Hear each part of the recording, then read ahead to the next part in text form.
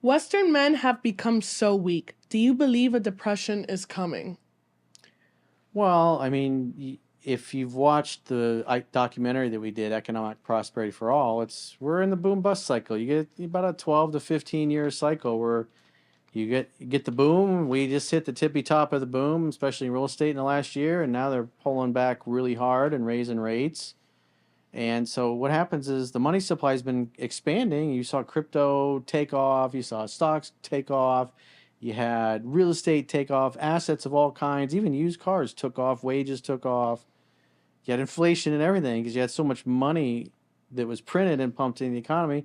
Plus, you had the cost of oil was driven up by the policies of the people running the governments in the West.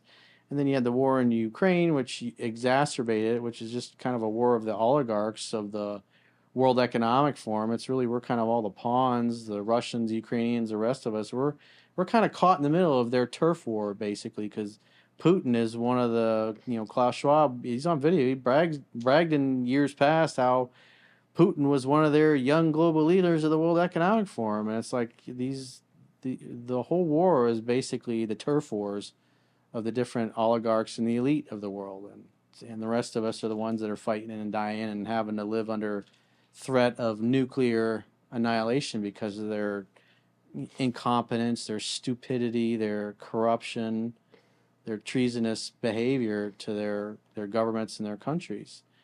And so we're kind of all caught in the middle of it. But right now, with the money supply contracting, the economy's contracting as well. That's why you got Google, you got Amazon, you got, I think Tesla's got hiring freezes. They did lay some people off, but their manufacturing has continued to grow and hire people. And you got Jeff Bezos. You had pretty much every major CEO says we're going to head into a recession because that's just part of it.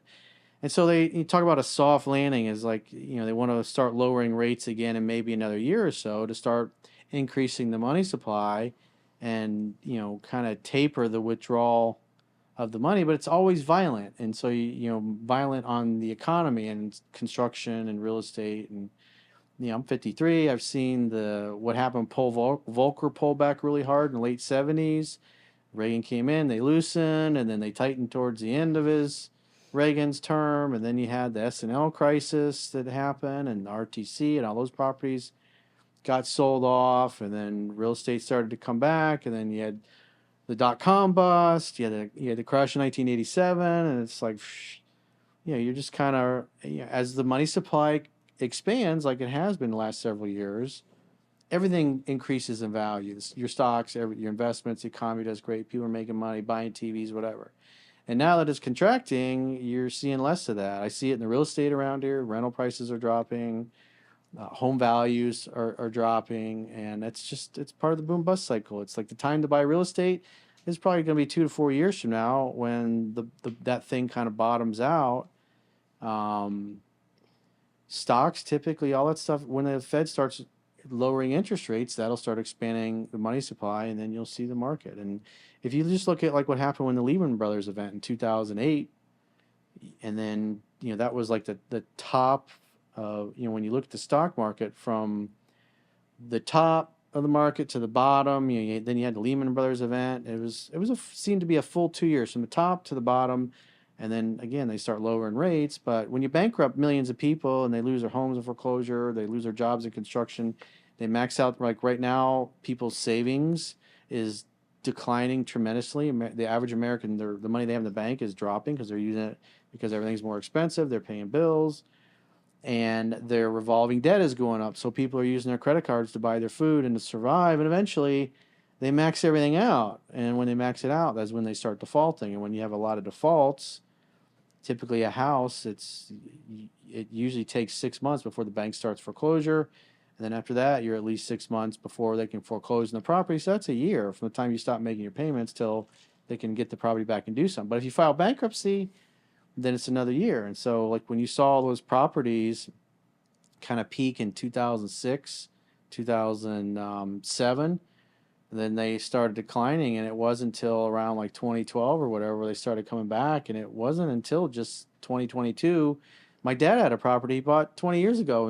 He bought at the top and he wasn't able to get rid of it because he was upside down until just this past year, where he was able to sell it. And so the idea is you want to buy low, sell high, and so it sucks because a lot of people are going to lose their jobs and everything. But this is why the rich get richer: is they pass this knowledge on to their sons and their children, and the wealth that they leave behind. And so they start out at a young age, understand the boom bust cycle: when to buy stocks, when to sell stocks. You sell them at the top, and then you wait for the crash, and then you buy them back when they're cheap, and you ride it up. And same thing with real estate. A friend of mine had these Saudi Arabian investors that had, like, I think it was $500 million, and they bought all these condos at $25,000-$30,000 a pop that had previously been 120,000 downtown Orlando. And then all these things they liquidated last year for like $250,000-$300,000. So in a decade, they basically 10 times their money. And plus, they were earning rent on these things the whole time. So they just absolutely crushed it. They made a shit ton of money, funds their operations, funds their family. And so you get generational wealth like that. But the average middle class and regular people, they don't understand how the system works. And they get wiped out. They get crushed. The middle class gets crushed. Poor people get crushed. All the people that sold their crypto when it went down, they got crushed. And what happens is you get, the people that have money and understand how the system works, you buy when, as the old saying goes, when there's blood in the streets and nobody wants to buy. So depression, recession, it doesn't matter. The money supply is contracting, so everything contracts. And it always creates a bust cycle. It always hits real estate. And so there'll be opportunity to buy properties in a few years when most people aren't really buying. And if you understand how the cycle works, every 12 to 15 years, you ride it to the top, liquidate it when it gets to the top. And then when it crashes again next time, you go and you buy in the cheap.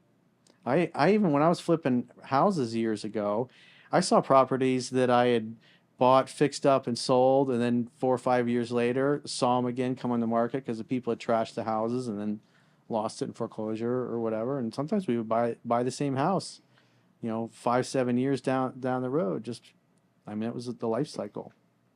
So if you understand how the system works and watch our documentary, Economic Prosperity for All, you can profit. So there's going to be a lot of opportunity to make a lot of money in the next few years.